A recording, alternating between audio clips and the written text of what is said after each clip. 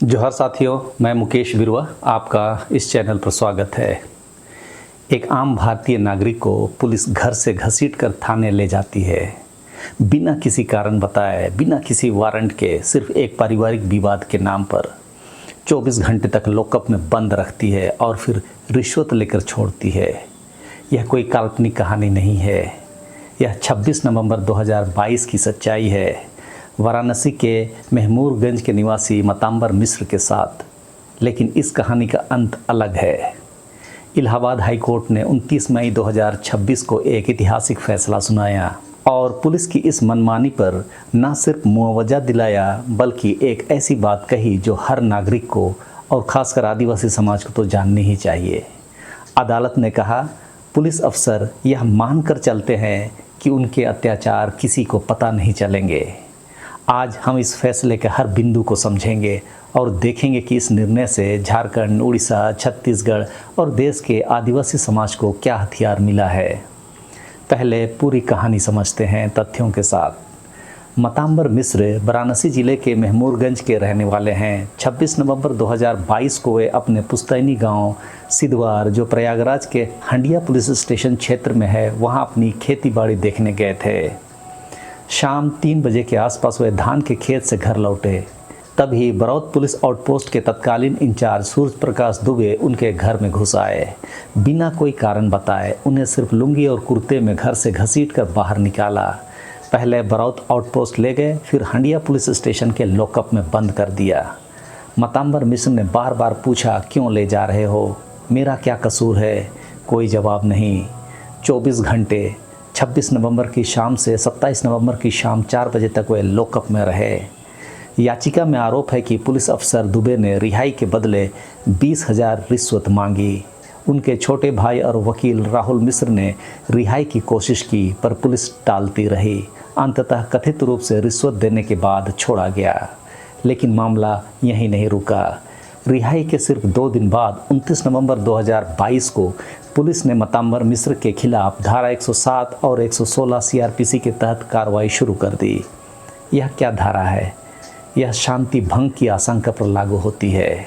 याचिकाकर्ता ने तर्क दिया कि यह कार्रवाई असल में उनकी गैरकानूनी हिरासत को छुपाने की घबराहट में शुरू की गई थी। मतांबर मिश्र के बेटे अशोक मिश्र, जो दिल्ली में वकील हैं, उन्होंने उत्तर प्रदेश के मुख्यमंत्री, पुलिस महानिदेशक और प्रयागराज के पुलिस आयुक्त को लिखित शिकायतें भेजी। जांच एसीपी हंडिया को सौंपी गई, लेकिन एसीपी ने 28 दिसंबर 2022 को जो रिपोर्ट दी उसमें मतांबर मिश्र का बयान नहीं लिया, बेटे का बयान नहीं और उस प्रत्यक्षदर्शी देवी शंकर मिश्र का भी बयान नहीं जो लॉकअप में खाना देने गए थे। शिकायत खारिज कर दी गई और तब मामला पहुंचा इलाहाबाद हाई कोर्ट। अदालत में क्या हुआ? Criminal miss writ petition number 3807 of 2023। यह मामला न्यायमूर्ति जे मुनीर और न्यायमूर्ति संजीव कुमार की डिवीज़न बेंच के सामने था। पुलिस अफसर दुबे, उनका क्या जवाब आया? दुबे ने 3 सितंबर 2025 को हलफनामा दाखिल किया। उन्होंने यह नहीं कहा कि उन्होंने मतांबर मिश्र को घर से नहीं घसीटा। उन्होंने यह नहीं कहा कि उन्हें लॉकअप में बंद नहीं किया। उनका दावा था दोनों पक्ष अपनी इच्छा से आउटपोस्ट आए थे और वकील राहुल मिश्र की देखरेख में समझौता हुआ। अदालत ने इस तर्क को सीधे खारिज कर दिया। अदालत ने कहा कि वह एक पुलिस अफसर है जिसके पास राज्य की दबाव शक्ति है। यह संभव ही नहीं कि याचिकाकर्ता अपनी मर्जी से पुलिस आउटपोस्ट जाएगा। और क्योंकि दुबे ने घसीटने और लॉकअप में बंद करने का स्पष्ट खंडन नहीं किया, अदालत ने इन आरोपों को स्वीकृत माना। धारा 107 और 116 सीआरपीसी पर अदालत का विश्लेषण यह था कि यह धाराएं सीआरपीसी के चैप्टर 8 के तहत आती है, सार्वजनिक शांति बनाए रखने के लिए। अदालत ने बॉम्बे हाई कोर्ट के एक फैसले Fayaz Shamsuddin Akhtar versus state of Maharashtra 2015 का हवाला देते हुए कहा कि ये कार्रवाई सार्वजनिक शांति और व्यवस्था के लिए है, घरेलू शांति के लिए नहीं। एक पारिवारिक विवाद जो मतांबर मिश्र और उनके भाई की बहू रितिका के बीच था, इस धारा के दायरे में बिल्कुल नहीं आता। अदालत ने कहा, अगर रितिका को घरेलू हिंसा की शिकायत थी तो उनका रास्ता था कि मजिस्ट्रेट के पास घरेलू हिंसा अधिनियम 2005 के तहत जाते। पुलिस को यहाँ कोई भूमिका नहीं थी। एसीपी जांच पर अदालत का रुख क्या था? अदालत ने एसीपी की जांच रिपोर्ट को ही खारिज किया क्योंकि उसमें 3 प्रमुख गवाहों का बयान ही नहीं लिया गया था। अब वह हिस्सा जो इस फैसले को सिर्फ एक मुआवजे का मामला नहीं बनाता बल्कि एक संवैधानिक दस्तावेज बनाता है, अनुच्छेद 21 का उल्लंघन। अदालत ने संविधान के अनुच्छेद 21 का हवाला दिया जो कहता है कि किसी भी व्यक्ति को उसके जीवन और व्यक्तिगत स्वतंत्रता से विधि के द्वारा स्थापित प्रक्रिया के अनुसार ही वंचित किया जाएगा, विधि के विरुद्ध नहीं। अदालत ने कहा कि दुबे ने इस सबसे मूल्यवान मौलिक अधिकार के सबसे बुनियादी सार का लापरवाही से उल्लंघन किया। याचिकाकर्ता को ऐसी शिकायत पर घर से घसीट कर जिस पर कार्रवाई का उन्हें कोई अधिकार नहीं था और बिना किसी कानूनी अधिकार के 24 घंटे लॉकअप में बंद रखा। पुलिस की मानसिकता पर यह फैसला एक चोट है। यह टिप्पणी इस फैसले की आत्मा है जिसमें अदालत ने कहा कि पुलिस अफसर इसलिए अधिकारों का उल्लंघन करते रहते हैं क्योंकि उन्हें विश्वास है कि उनके अत्याचार अनदेखे रह जाएंगे। वे सोचते हैं कि 1000 उल्लंघनों में से मुश्किल से एक नागरिक आगे आकर जवाबदेही मांगेगा। यह बयान कितना महत्वपूर्ण है हम थोड़ी देर में इसे देखेंगे। अब कुछ ऐतिहासिक फैसलों को समझ लेते हैं जिसे भी इस फैसले का आधार बनाया गया। अदालत ने निम्नलिखित लैंडमार्क जजमेंट्स को आधार बनाया। पहला तो DK Basu versus state of West Bengal 1997। यह सुप्रीम कोर्ट का मामला था। गिरफ्तारी और हिरासत में अधिकारों की रक्षा के दिशा निर्देश इसमें दिए गए थे। दूसरा Nilabati Behera versus state of Orissa 1993। यह भी सुप्रीम कोर्ट पहुंचा। इसने स्थापित किया कि संवैधानिक न्यायालय मौलिक अधिकारों के उल्लंघन पर मॉनेटरी कंपनसेशन दे सकते हैं। और तीसरा यूपी सरकार की नीति 23 मार्च 2021 जो किसी भी नागरिक की गैरकानूनी हिरासत पर 25,000 का मुआवजा तय करती है और इसे दोषी अफसर के वेतन से काटने का प्रावधान देती है। अब अदालत का फैसला क्या आया?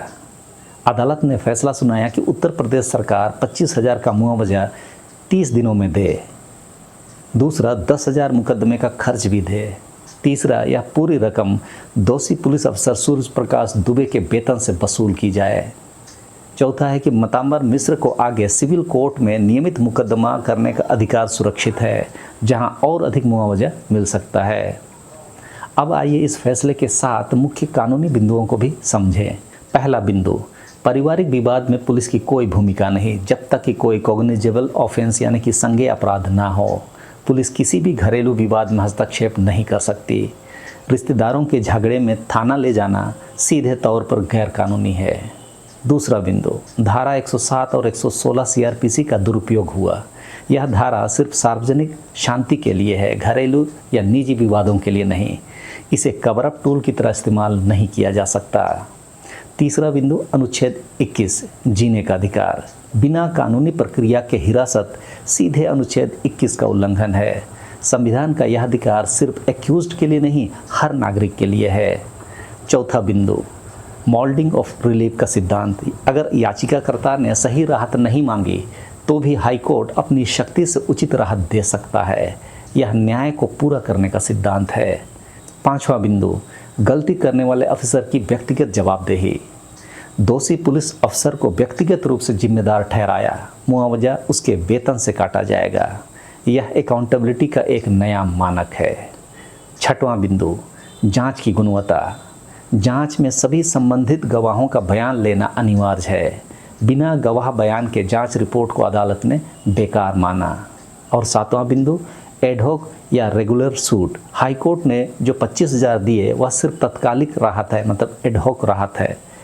नागरिक को या व्यक्ति को सिविल कोर्ट में पूर्ण मुआवजे के लिए अलग से जाने का अधिकार है और वहाँ यह 25,000 भी गिना जाएगा। आदिवासी समाज को यह फैसला क्यों जानना चाहिए? आदिवासी इलाकों में यह सब तो आम है। झारखंड, उड़ीसा, छत्तीसगढ़, मध्य प्रदेश, आंध्र प्रदेश, तेलंगाना, गुजरात, महाराष्ट्र सहित सभी 5वीं और 6वीं अनुसूची वाले राज्य, इन राज्यों में आदिवासी गांवों में पुलिस की मनमानी की कहानियां नई नहीं हैं। खदान विरोध में भाग लेने पर गिरफ्तारी, ग्राम सभा में आवाज़ उठाने पर थाने बुलाना, जमीन अधिग्रहण का विरोध करने पर धारा 107 और 116 सीआरपीसी का इस्तेमाल अक्सर आम बात है। क्या आपने ध्यान दिया? धारा 107 और 116 यह वही धारा है जिसका दुरुपयोग इस केस में हुआ और यही धारा आदिवासी इलाकों में सबसे ज़्यादा दुरुपयोग होती है। इस फैसले से आदिवासी समाज को कुछ लाभ है, जैसे कि पहला तो धारा 107 का हथियार अब कुंद हो चुका है इस फैसले के आधार पर। अब यह तर्क स्थापित है कि धारा 107 और 116 सीआरपीसी सार्वजनिक शांति के लिए है, व्यक्तिगत विवाद के लिए नहीं। इसका मतलब अगर कोई पुलिस वाला आदिवासी कार्यकर्ता पर इस धारा का दुरुपयोग करे तो यह फैसला उनके बचाव में मिसाल है।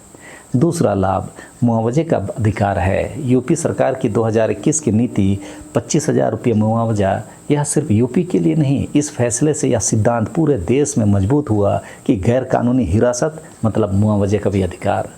देश के आदिवासी भी अपने अपने राज्यों में इसी आधार पर कोर्ट में जा सकते हैं। तीसरा लाभ अनुच्छेद 21 आदिवासियों का भी है। अदालत ने स्पष्ट किया कि जीवन और स्वतंत्रता का अधिकार हर व्यक्ति को है, चाहे वह किसी भी जाति, समुदाय या क्षेत्र का हो। आदिवासी नागरिक भी इस अधिकार के पूर्ण हकदार हैं। चौथा लाभ मुझे कोई नहीं सुनेगा, यह धारणा टूटती है। अदालत ने खुद कहा, पुलिस सोचती है कि 1000 में से एक भी नहीं आएगा, वही एक बने। आदिवासी समाज में यह जागरूकता आनी चाहिए, अगर कोई एक भी लड़ा तो सिस्टम हिला, समझ लीजिए। पांचवा लाभ पेशा और 5वीं अनुसूची के साथ जोड़ें। अनुसूचित क्षेत्रों में पुलिस को कार्रवाई पर पेशा 1996 और 5वीं अनुसूची अतिरिक्त सुरक्षा देती है। ग्राम सभा की बिना सहमति के आदिवासी भूमि या आदिवासी व्यक्ति पर दबाव डालना दोहरा उल्लंघन है। इस हाईकोर्ट फैसले को पेशा के संदर्भ में भी इस्तेमाल किया जा सकता है। अब ऐसे में व्यवहारिक सलाह के रूप में हम क्या करें? अगर आप या आपके समाज का कोई व्यक्ति गैर कानूनी हिरासत का शिकार हो तो पहला, तुरंत तारीख, समय और गवाह नोट करें। दूसरा, परिवार के किसी सदस्य को सूचित करें, वो भी लिखित में। तीसरा, डीजीपी, एसएसपी और मुख्यमंत्री कार्यालय को लिखित शिकायत भेजें। चौथा, हाई कोर्ट में रिट पिटीशन, इसको हबास कॉर्पस या आर्टिकल 226 और 32 के तहत दाखिल करें। पाँचवां, SC/ST एट्रोसिटीज़ एक्ट 1999, उसके तहत भी आप मामला दर्ज कर अतिरिक्त सुरक्षा ले सकते हैं। अब बड़ा सवाल, क्या 25,000 रुपये काफ़ी है? 25,000 रुपया क्या यह न्याय है? एक आदमी को घर से घसीटा गया, 24 घंटे लॉकअप में रखा, रिश्वत ली, मानसिक यातना दी और मुआवजा मिला 25,000। हम ईमानदारी से कहें तो यह राशि कम है, लेकिन इस फैसले की असली ताकत पैसे में नहीं, इसके मिसाल में है। जब एक दोषी पुलिस अफसर को पता होगा कि उसके वेतन से पैसे कटेंगे तो वह दूसरी बार सोचेगा। जब हजारों आदिवासी जानेंगे कि उनके पास भी कानूनी हथियार है तो 1000 में से एक नहीं आएगा वाला पुलिस की सोच टूटेगी। न्याय की लड़ाई लंबी है, लेकिन यह फैसला उस लड़ाई में एक मील का पत्थर है। मतांबर मिश्र अकेले नहीं लड़े, उनके बेटे ने हार नहीं मानी, वकील डटे रहे और अदालत ने संविधान की आवाज़ सुनी। यह फैसला Matambar Mishra versus state of UP 2026 हर उस नागरिक के लिए है जो पुलिस की मनमानी का शिकार हुआ है। और हम झारखंड, उड़ीसा, छत्तीसगढ़ के आदिवासी समाज को कहना चाहते हैं कि संविधान आपकी रक्षा करता है, अनुच्छेद 21 आपका है और अब एक और बड़ा फैसला आपके हाथ में है। तो इस वीडियो को आप अपने गांव, अपने टोले, अपने संगठन में ज़रूर शेयर करें। तो इस वीडियो में इस समय के लिए इतना ही, फिर अगले वीडियो में मिलते हैं। सबों को धन्यवाद। जोहार।